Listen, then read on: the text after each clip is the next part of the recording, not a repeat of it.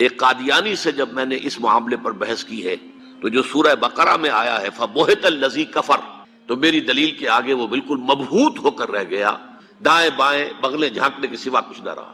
دیکھیے غلام احمد قادیانی نے اپنے فتنے کا آغاز کہاں سے کیا تھا یہ سمجھ لی۔ پہلے وہ ایک مناظر تھے، بہت اچھے مناظر، غلام احمد قادیانی تھا کہنا چاہیے، غلطی سے دے کے بیٹھا ہوں۔ آریہ سماجیوں سے مناظرے کیے، عیسائیوں سے مناظرے کیے، مناظروں میں فتح حاصل کی، مسلمانوں کی آنکھوں کا تارا بن گئے، محبوب ہو گیا۔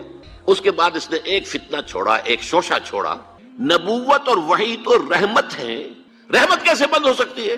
وحی تو انسانوں کی ہدایت کے لیے ہے، انسان ختم نہیں ہوئے وحی کیسے ختم ہو جائے گی؟ دیکھیے بظاہر یہاں دلیل ہے، اٹ اپیئرس کنونسنگ، بات سمجھ میں آتی ہے، یہیں سے یہ حل مل جائے گا آپ کو۔ کیا وجہ ہے کہ بڑے بڑے اعلیٰ تعلیم یافتہ لوگ جو ہیں اس کا شکار بن گئے؟ دنیا میں ایک ہی مسلمان نام کا سائنسدان جو ہے وہ آیا ہے ٹاپ پر، وہ قادیانی۔ ایک ہی مسلمانوں کا نام رکھنے والا جو ہے وہ international court of justice Hague کا جو ہے جج بنا ہے، وہ کون؟ قادیانی۔ ڈاکٹرز قادیانی، انجینئرز قادیانی، بڑے بڑے۔ یہ کیوں؟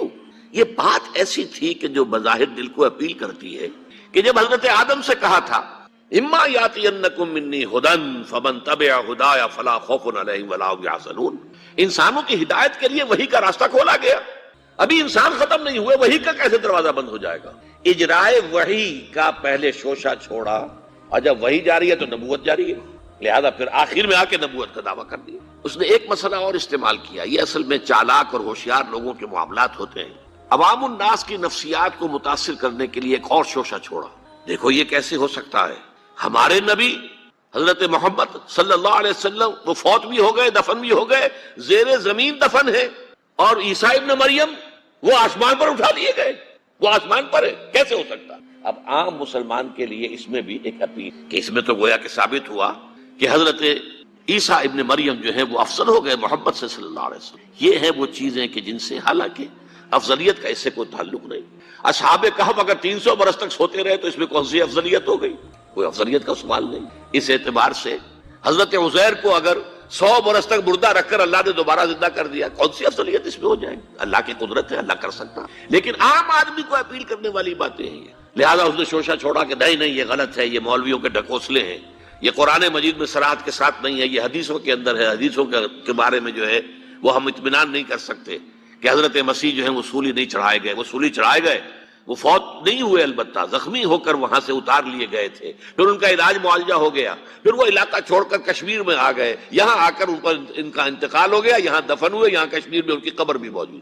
یہ دو ایشو ہیں جو اس شخص نے اٹھائے، اور اس سے عوام الناس جو ہیں جن کے اندر کے علم کی پختگی نہیں ہوتی، یا جذباتی طور پر آپ انہیں متاثر کر سکتے ہیں، یا جیسا کہ میں نے پہلی بات کہی تھی اس میں تو یقیناً ایک وزن کی بات نظر آتی ہے کہ یہ رحمت ہے، وہی رحمت ہے، نبوت رحمت ہے، اللہ کی رحمت بند ہو جائے گی کیسے؟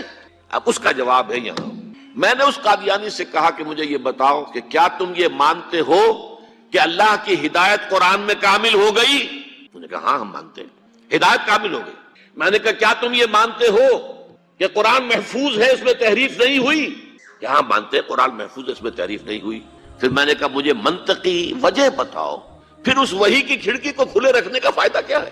وہاں سے جو آنا تھا جو مکمل ہو گیا قرآن، ہاں قرآن میں اگر تحریف ہو جاتی، اس کی حفاظت کا ذمہ نہ لیا گیا ہوتا تو کسی نبی کی ضرورت تھی کہ جو آ کے اس کی تصحیح کرتا کہ یہ بات یوں نہیں یوں تھی، یہ غلطی کر دی گئی ہے، ورنہ حقیقت یوں تھی۔ منطقی اعتبار سے ایک حاجت، ایک جواز پیدا ہوتا ہے اس وحی کے جاری رہنے کا اور نبوت کے جاری رہنے کا، بشرطے کہ ان دو باتوں میں سے کسی ایک کو مانو۔ یا تو یہ کہو کہ ہدایت قرآن میں مکمل نہیں ہوئی، اور یا کہو ہو تو گئی تھی لیکن قرآن جو ہے گم ہو گیا، قرآن کے اندر تحریف ہو گئی، وہ اصل قرآن نہیں ہے۔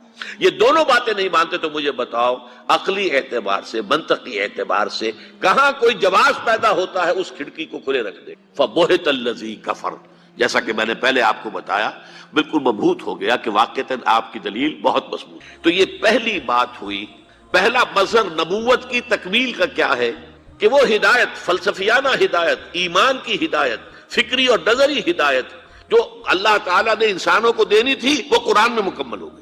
دوسرے دین حق دیا گیا، اور دین حق کی بھی تکمیل ہوئی ہے محمد الرسول اللہ پر صلی اللہ علیہ وسلم۔ اس کی آیت تو میں